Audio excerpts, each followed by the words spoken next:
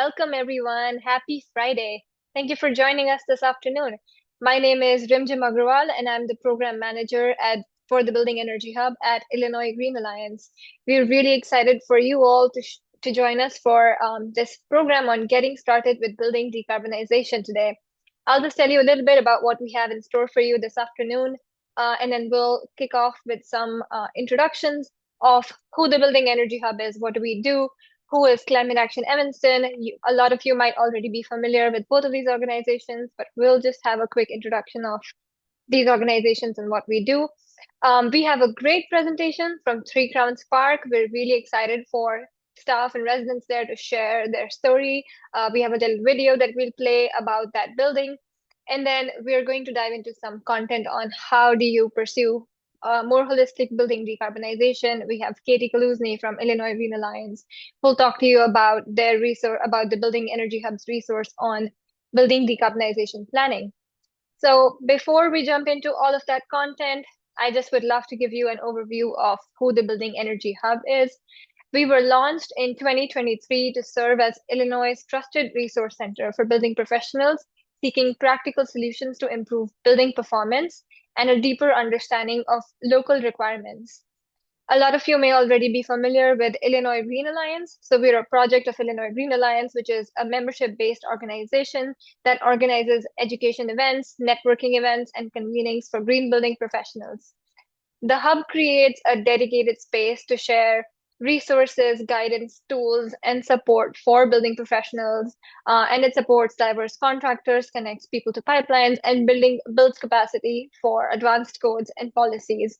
We're really excited to organize this event today and bring together a lot of great stories as well as some great resources. We have a repository of tools, resources, and on-demand education on the Building Energy Hub's website, which I'll share some resources at the end, and you're welcome to go and explore further. With that, I'm going to turn it over to Jack Jordan to talk a little bit about Climate Action Evanston and then introduce our presenters for today. Thanks, Rim Jim. Hey, everyone. I'm Jack Jordan. I'm the executive director at Climate Action Evanston. We've been around for a long time in Evanston as kind of the resident muscle, pushing Evanston to go for ambitious climate goals and then helping implement those climate goals. So we really got started with the 2008 Climate Action Plan, which some of our volunteers that work with us still today, and we're involved in that. And we became one of the first communities in the United States, not just Chicagoland, but in the United States, to actually meet its carbon reduction targets in 2012. That was our first big campaign around community choice aggregation, part of why many Evanston residents have renewable energy powering their homes. So our work continues across our 6 different programs. We have something for everybody, whether you like energy policy or you like doing litter pickups or planting trees or taking public transit. There's some way that you can get involved and support the really important work that we're doing. And a lot of this work is only possible with our partners. And over the last year, we've been really focused on emissions from the building sector. Here in Evanston, the emissions from buildings are about 80% of our total emissions. And the largest buildings in town, the largest 500 buildings, they emit about half of our total community greenhouse gas emissions. So reining in those emissions is really critical if we're going to meet our climate goals. And the Healthy Buildings Ordinance, which you may have heard of, was passed last year to mandate that the buildings reduce their emissions and procure renewable energy by 2050, meeting interim targets along the way. So a lot of information about the Healthy Buildings Ordinance can be found on the City of Evanston's website. But one of the things that we wanted to do was, before the ordinance is enforceable, because we're still in the rulemaking process, there are plenty of buildings around Evanston that are already doing the great work of thinking about their capital planning, thinking about how they can reduce their energy use, improve their sustainability.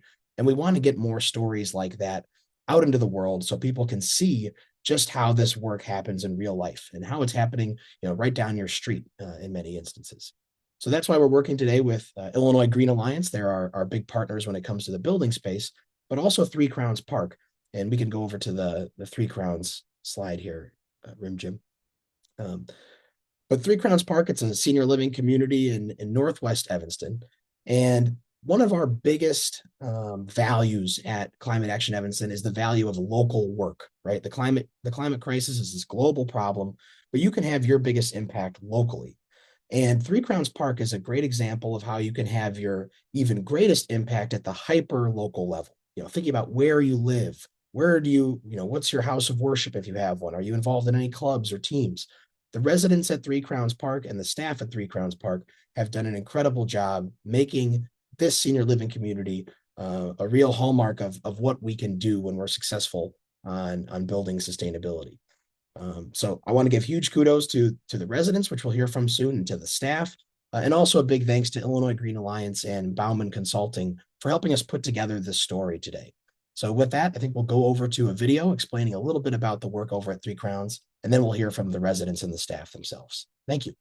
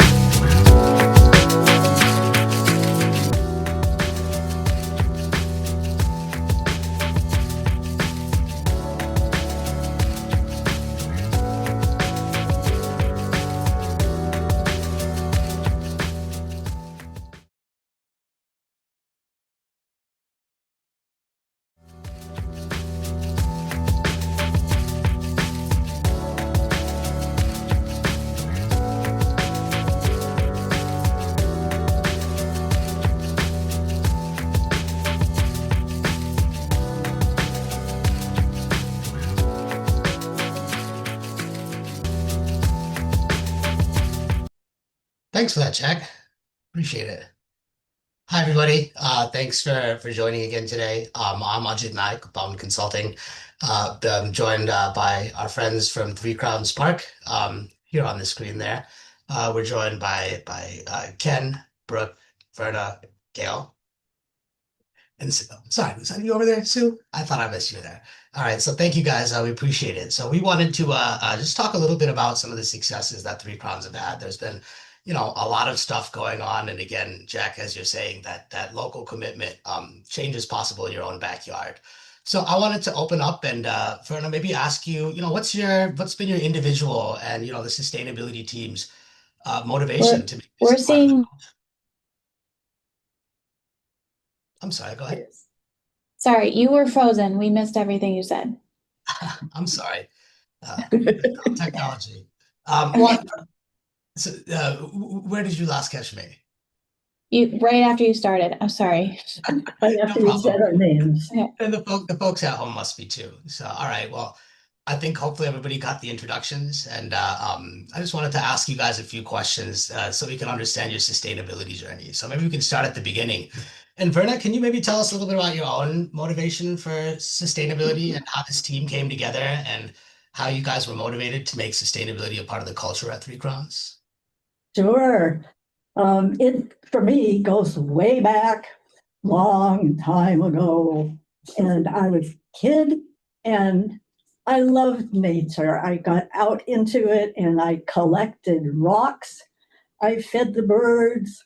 I played in the puddles and in the streams and that sort of thing. And I felt like those things that I was playing with or enjoying were like they felt alive. Somehow there was a almost religious connection that I had with them. Then when I grew up, I realized that,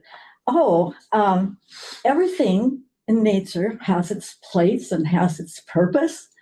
And together, all these things make a world that works, a world that goes.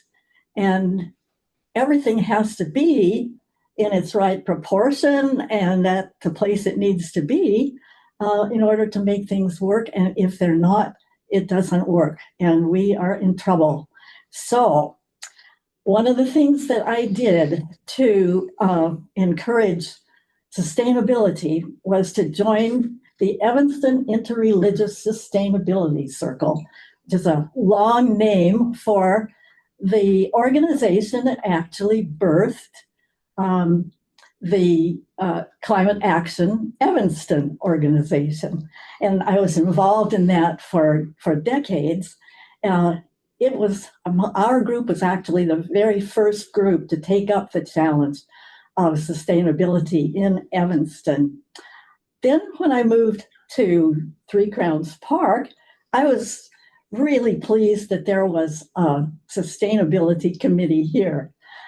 It was right after COVID and it was struggling a little bit, but then Gail came aboard and she breathed some new life into it and some new projects. And we were on our way. You know, as older people, we have life experience that shows us things that need attention, and we care. We care about what's going on in the environment. We see the need. You know, I was born and raised in Washington State, and Washington State is known by the name of the Evergreen State. And I love those huge, soaring fir trees, evergreen trees. And in visits back to Washington State, I have seen dead trees, thousands, millions of them. What is happening? What is wrong? It's heat. And the heat is stressing those trees, and they can no longer resist the bugs and the diseases that they can fall prey to. So we need to do something. And our life experience like this shows us that. The residents here, again, older people, have grandkids, that they don't want to have a state with dead trees. They want their grandkids to inherit a healthy, clean earth. So that's what we are here trying to do. Our residents here at Three Crowns care. They participate in, well, you know, the big two that we always think of, recycling and composting. We have programs in both, and our residents are eager to do it and to do it correctly. They want to make sure that they put the right thing in the right place. The staff here cares. We discovered that we had allies right here in our staff, and they have done things that we could not have done. Their position was made that possible. So we have had speakers here. We are doing what we can, but there's another organization that we are related to, which is Covenant Living. Covenant Living is the organization that owns 20 facilities throughout the United States. And they had a statement that said that they were interested in sustainability, but at the same time, we didn't really see that much action on their part. So we decided, what can we do here? Often we are not able to do things until we get the approval of Covenant Living. So it's an important stepping stone. We actually had the opportunity to put together a presentation to the board of Covenant Living. And that was about a year and a half, 2 years ago. And for a long time, we saw nothing. We thought, oh my gosh, we didn't accomplish anything with our presentation. But we started kind of hearing things that made it obvious that we had made a difference. And we were overjoyed. We were really, really pleased. So let's see. All in all, we are in a good place because we have our organizations set up and we have our goals. And you're going to hear about some of the things today that we are doing. That's amazing. Thanks, Berna. I really like the story. I think it really boils down to that there has to be an interest and a commitment and the life experience to see the impact of our actions. I think all of those make seniors, uniquely well positioned to do this. And it's really a shame about the trees too. Olympic National Park is one of my favorite places, and the heat comes from carbon emissions, and the carbon emissions come mostly from buildings, 80%, as you pointed out. And most of the carbon from buildings comes from heating those buildings, right? And so that having that playbook, having that mindset for sustainability and that forward thinking is really important. And Ken, speaking of heating, maybe you can share an anecdote about how you've turned a headache like equipment failure into an opportunity for sustainability and resiliency. Yes, absolutely. So we had a heating boiler that failed, and we were able to see it as an opportunity rather than just an emergency repair. We replaced it with a high efficiency boiler and added a heat exchanger for the domestic hot water. And that right away just helped us lower our utility cost and reduce the building's carbon footprint. This project also reinforced an idea for us that our maintenance decisions are also climate decisions.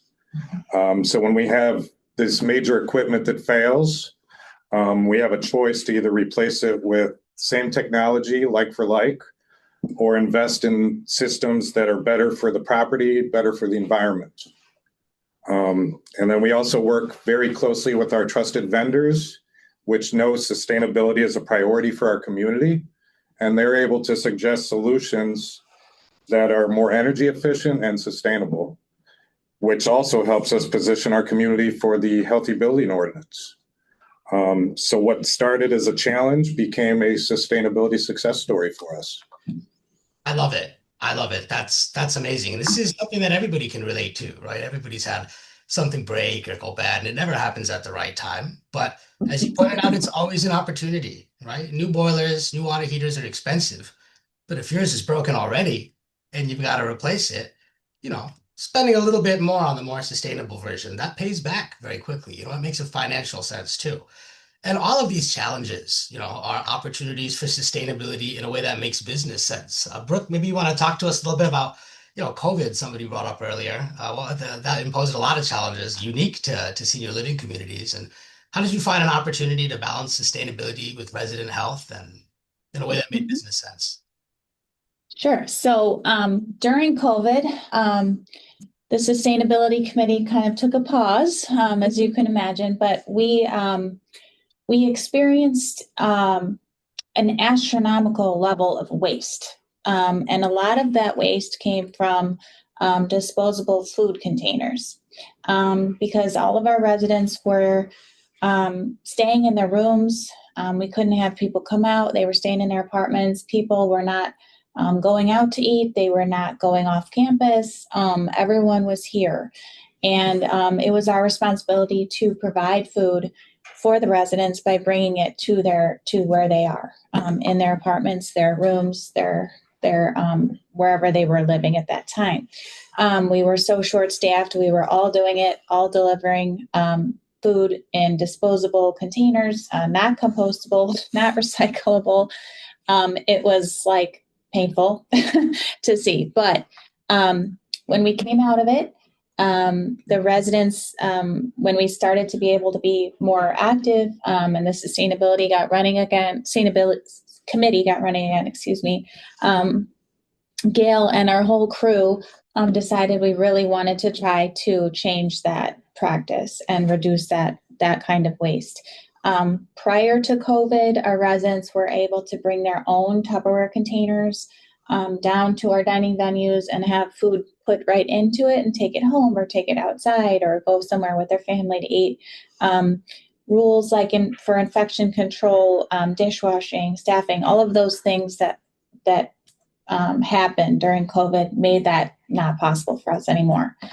So what we did was we learned, we became aware of other organizations that had this kind of disposable container program. Like Northwestern has this OZI program where the students can take these green containers and get their food from the dining venues and then put them back in a container, and they get it with some sort of coin or something.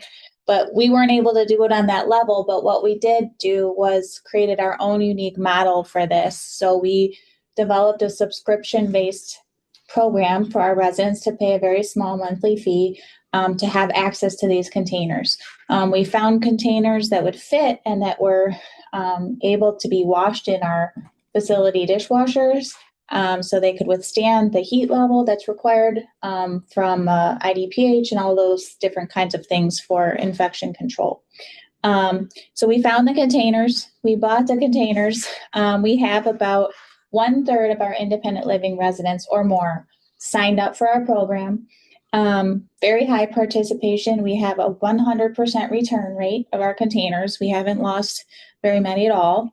It's amazing. And we've actually created a revenue stream for the organization. So we have saved like a huge amount. I think in the first 6 months, we calculated it, we saved 4,100 disposable containers from going into a landfill just in the first 6 months of our program.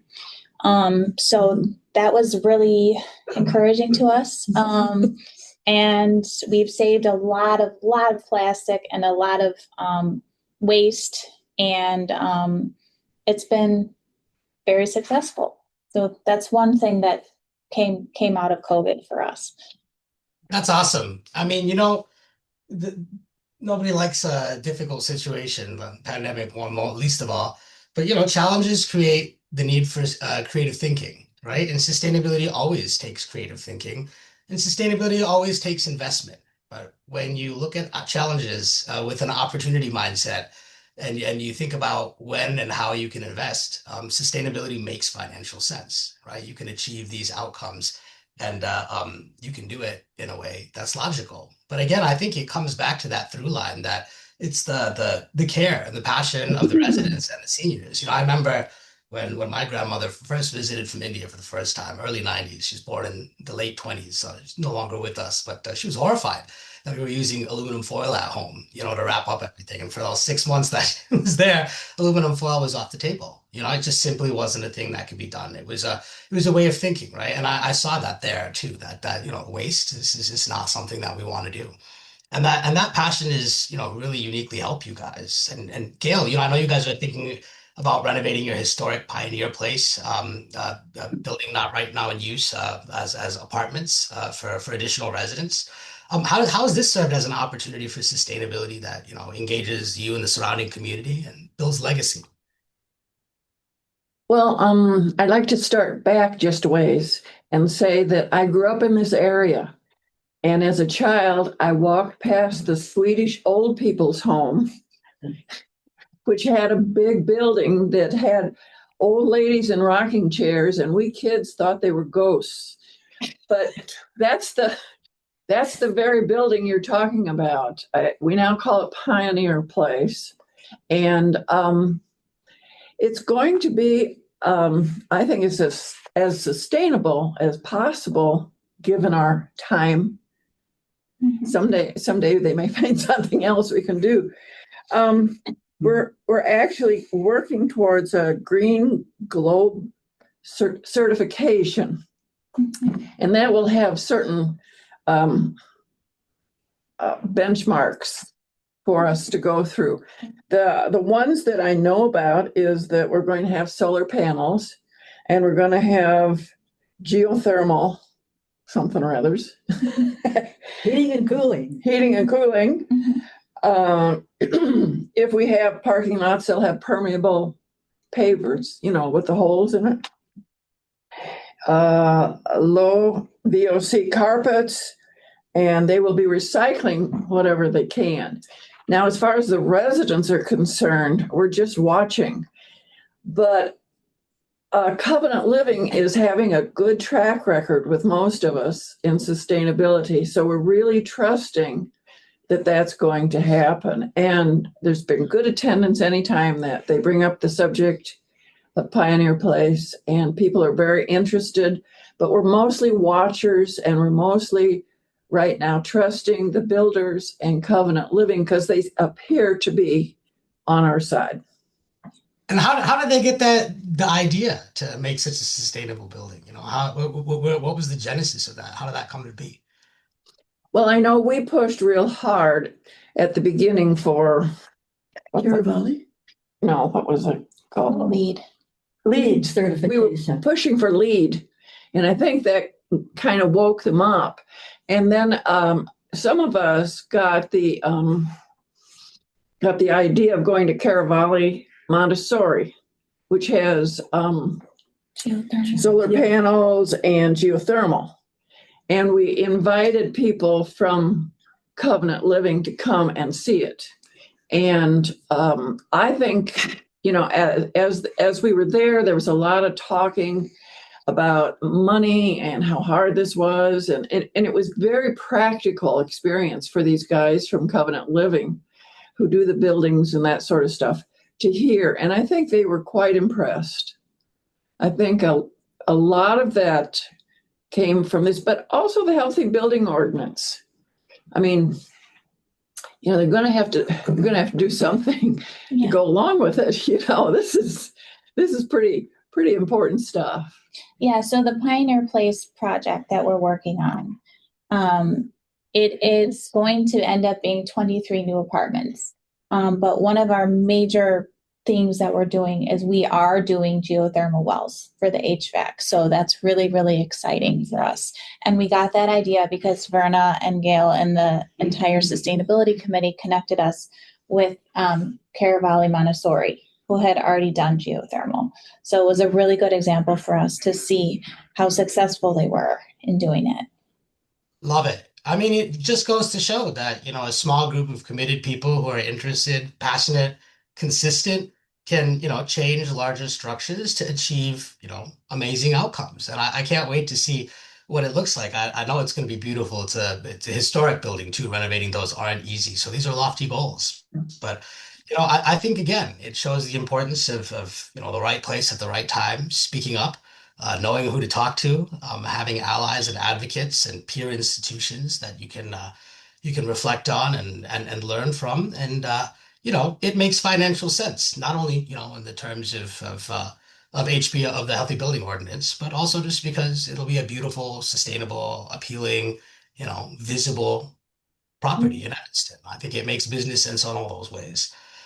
So it's really, again, a reminder to me that, sustainability matters more than anything. And to make it happen, there has to be, a viable business case. And I think you guys repeatedly show that through your actions. And so, all of these things that you've done, make a little step towards, improving the climate writ large. And I think everybody can just do these few small things, in your own environment, in your own context. So Verna, you started us out. I wanted to end with you too. What call to action to, peer senior living facilities, around the country or the broader Evanston community in general? What message would you like to leave with the folks here? Well, when we started this committee, not started it, but gave it new life, we looked at the job that we had ahead of us, and it was very daunting. Mm-hmm. We thought, oh my gosh, we have no money, we have no clout, we have no connections. So how can we make a difference if we're in a position like that? Lo and behold, by doing the work that we've been doing, we have found that we have more clout than we thought we did. The key thing about it is, if you want to have money, if you want to have connections and that sort of thing, you got to go after them. You've got to ask for that money. So, it even began within our small group with one member who wanted to donate $25 a month to sustainability here at 3 Crowns. And asking, we didn't even have to ask him, but in asking, there are people who, if you have a project that appeals to them, they will give you money to do it. Amazing. You can hold fundraisers. There are so many things that you can do that once you put your mind to it, you can say, I need some money in order to do this. And they get on board. So we also want to say that mentors are a super important thing here. We have a mentor we found out that there was a board member for Covenant Living, not just Three Crowns, a Covenant Living board member who is very interested in sustainability. She became our mentor, our first one, and she was able to work with us to understand how you approach a corporate board. And she recommended us going to Caravali. That's right. You see, there's what goes around comes around. Yeah. It's really great. So we have 3 more mentors besides Janet Hoffman, our board member. But that's one thing that really helps. Allies. We didn't know ahead of time that Brooke and Ken were big And Lisa. sustainability people, but they have been doing things, they support us, but also they do things that we would not be able to do because of our positions. There are organizations, Climate Action Evanston, the organization that Jack spoke about earlier that he heads up, that's one of our great helpers too. He is a mentor for us, but also the things that his organization enables us to do and helps us do. If you're a part of an organization of people who are in it because they want to do sustainable things, and that's what you want to do, you really get connections right there. Another thing you can do is visit other campuses. You can visit other organizations, other businesses, and see what they're doing and get ideas. And you can even visit competitors and see what they're doing. Is there anything a competitor is doing that we could do? And no organization wants to be second to another organization. They want to be right there up at the top. So we can visit and we can compare with our competitors. And when we have roadblocks, you go where you can. If the thing that you wanted to do is just not working out, you can shift and do something else. Maybe it's a little thing. Maybe it's a big thing, but little things do lead to big things. Persistence. Now that's a word to remember. I have an example of a woman here in Evanston. Her name was Betty Esther, and she knew that her neighborhood needed affordable housing. She had no money. She certainly didn't have influence. She was a small Black woman who was not a good speaker. How could she become the mother of affordable housing for Evanston? But by sheer persistence, finding out who had access to whom, and then who had more access, she was able to become a real hero for affordable housing. And that's a model for us to follow. You don't have to do the whole thing yourself. You can do part of things. You can do small things. You can enlist the aid of others. You can make an ask and make it happen. So remember, you're not alone. You've got allies. You've got mentors. You've got a lot of ways to make it happen. So that's what we have hopefully done, and that's what we're going to keep on doing. I love it. Thank you for ending on that thought. And I've learned a whole lot about sustainability and, how to get things done from working with you guys. And I think I can summarize it in 3 ways. It's, the universe helps those who first help themselves, but it still takes a village to achieve success. And most of all, success is, 1% inspiration, but 99% perspiration. So thank you guys all for joining. This has been really great working with and hearing from you all. Rimjin, back to you. Thank you, Ajit, and thank you, Three Crowns team. That was really, really inspiring. I'll open it up for questions from the participants. If anyone has any questions for the Three Crowns team.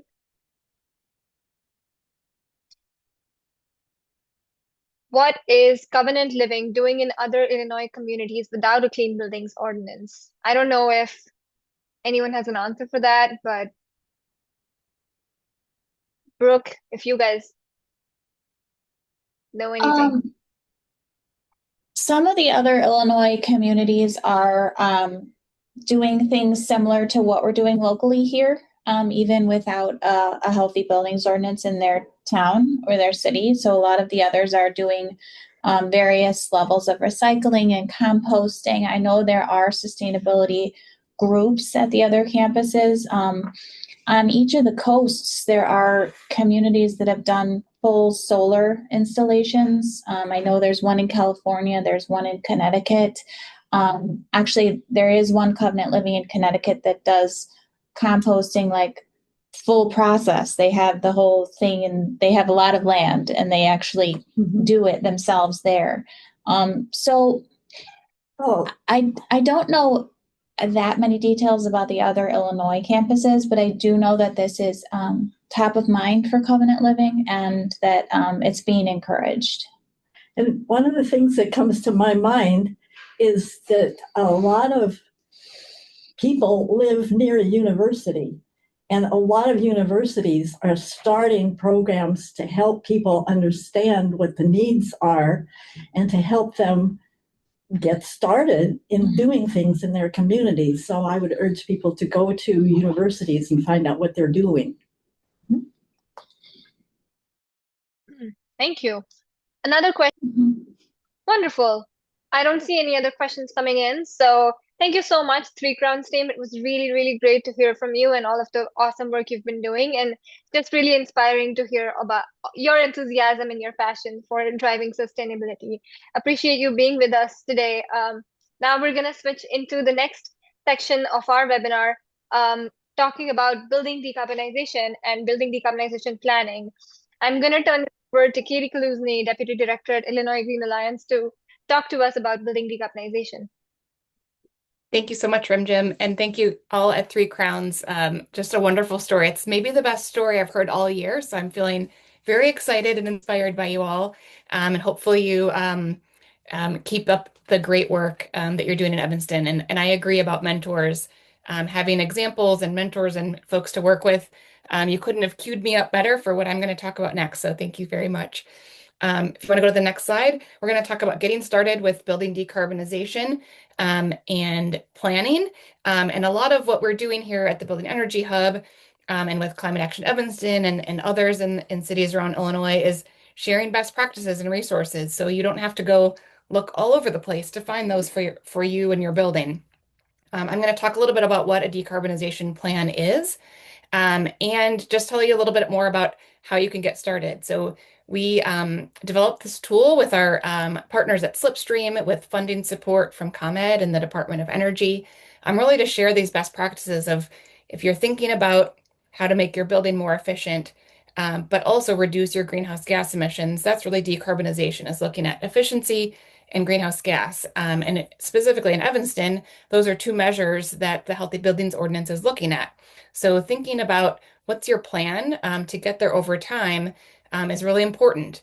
And so really this is taking like a bigger approach of how do you look at planning to reduce your energy use and also your emissions over a long period of time, and what are the questions to ask, what are the things to do. So if you want to go to the next slide, I'm going to talk a little bit more about that process.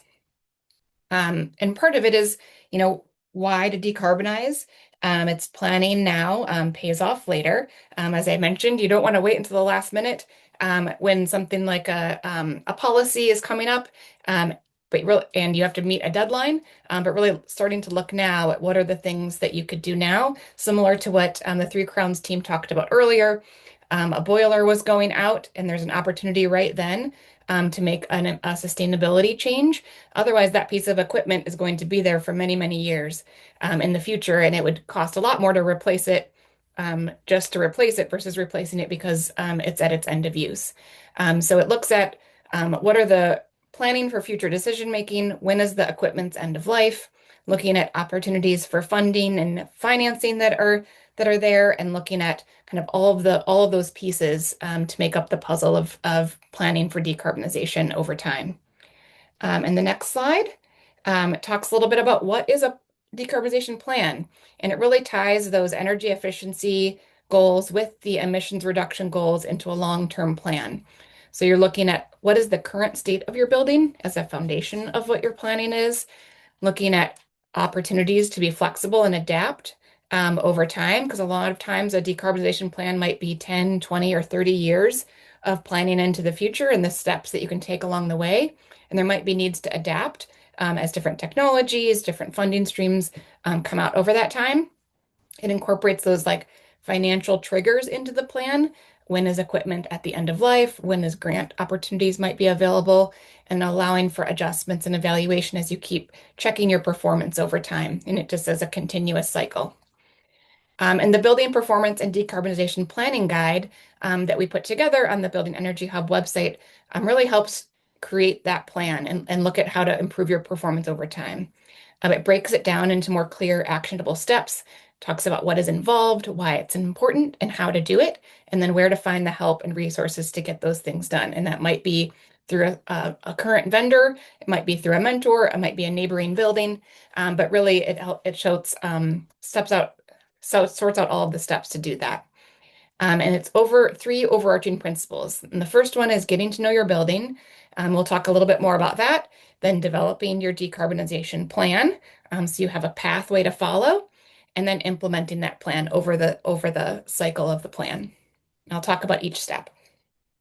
That first step is figuring out how the building is currently performing and preparing for any upcoming repair or replacements of systems. So you're looking at how to reduce your operations or operational energy to start. Are there low or no cost items that you might be able to do really early on to help save energy? Completing kind of a checklist of what some deferred maintenance, planned capital improvements, or major changes in operations might be forthcoming. Benchmarking your building's energy performance with energy and water and waste. And that might be also something that you're doing if you're similar to Evanston, where there's an ordinance that's already requiring that building performance tracking for some buildings. And then looking at an audit, connecting an audit or an energy assessment to find out what some of those opportunities are for the building. And the next one is developing your decarbonization plan. And this has a lot of steps. And all of these steps on this slide are actually links that go to a larger section that explains each of them. I'm going to talk about a few of the steps in the slides upcoming, but Rimjim and Jack on our team will send out the slides and also some of the links to this so that you can find all of these resources as you're wanting to explore them over time. But I'm going to talk about how you identify these different pieces. And the first is identifying different components that could be decarbonized. And so this image is probably quite small for some, but you'll be able to see it on the website. It's just showing different opportunities where you could have a reduction in your energy load.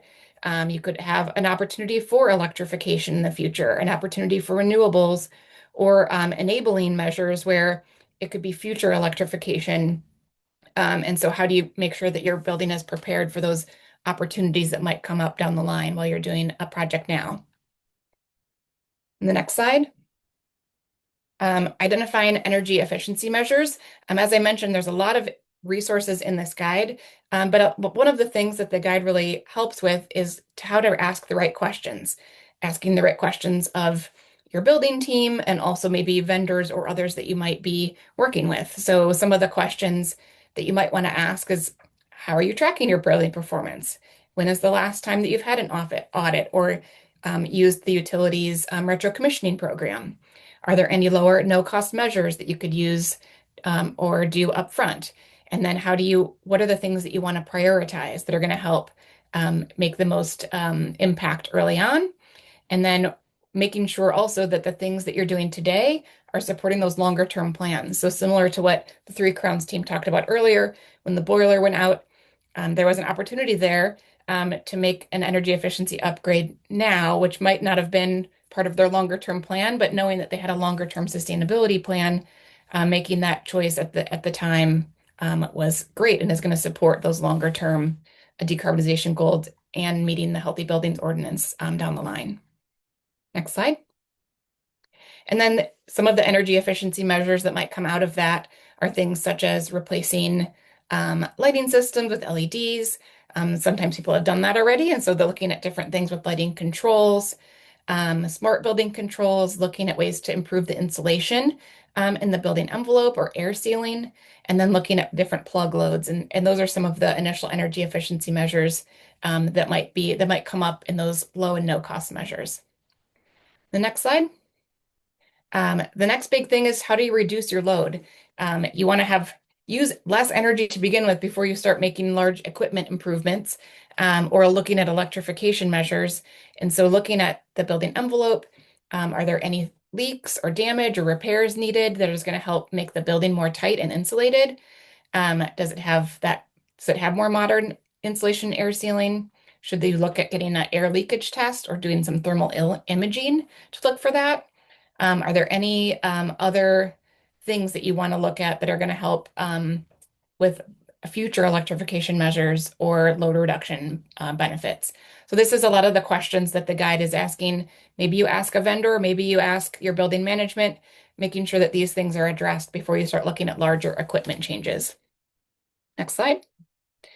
And then, as I mentioned earlier, what are those enabling activities? That's a word I didn't know a little while ago, but it is something that is really important. If you wanted to, maybe it doesn't make sense to electrify a heating or cooling system or hot water system right now. But if you're doing some construction, are there things that you could do to upgrade your electrical panel or the ability to have more electricity load at the building in the future? So looking at what those opportunities are, so you don't have to have construction again and again in the same places.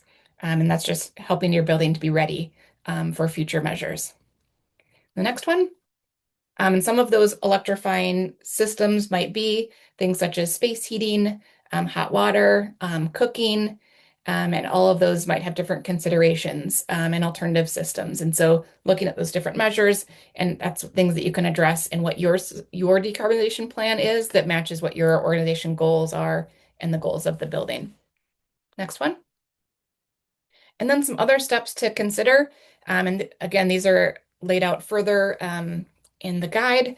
But if you have an ordinance that you're looking to comply with in the future, such as the Building Performance Standard, looking at those different goals. So if you have an energy use reduction goal, but you also might have a greenhouse gas emissions reduction, you also might need a plan for renewable energy, whether that's on-site or off-site, and then what the capital planning is for those investments. And then creating a timeline for that future implementation. So you have a plan for what you're doing maybe this year, in the next 5 years, in the next 10, and the next 20, and know when those equipment opportunities might fall down the line. Next one. And then you start implementing it. So you're going to define your scope of work, find the right people to join your team to do those items. You can establish a verification plan, make sure that the measures that you put in place are giving your building the performance that you were hoping that it would. And then you start implementing those plan over time and evaluate your progress through continued benchmarking, looking at audits every few years again, and finding other opportunities to explore. And then you can adjust your plan as you need to. Next one. And then we have some additional resources. So the Building Energy Hub and Climate Action Evanston and the City of Evanston are going to keep putting out more education programs on how to do this, how to learn from your neighbors, how to learn from other mentors, other buildings.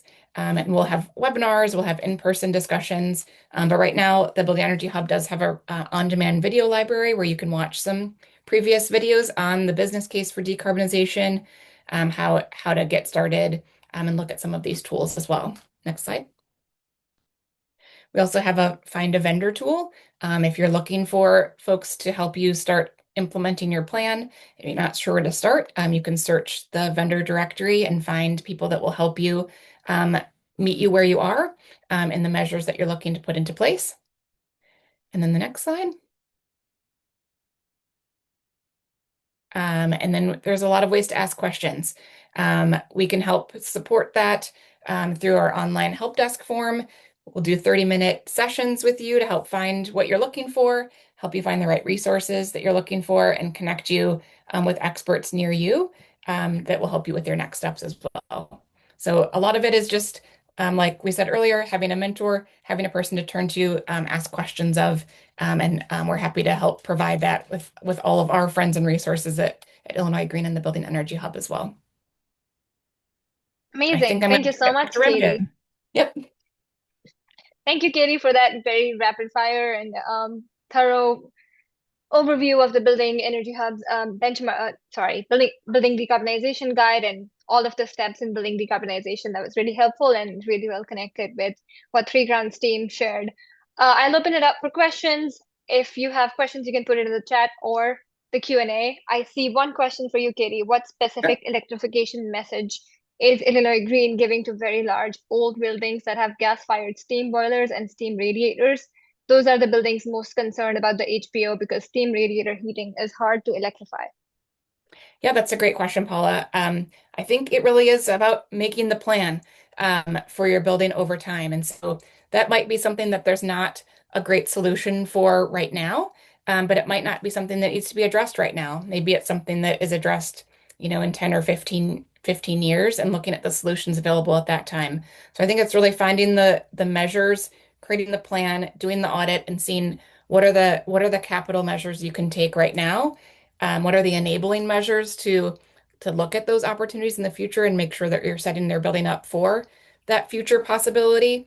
And then as those technologies and solutions evolve over time, being ready for those as well. But there's a lot of ways to decarbonize the building without changing out that equipment, and that might be the last step for many buildings that have a large gas-fired system. That's definitely not going to be the first step or the first measure, but it's something that we can work on over time. Thank you. Any other questions?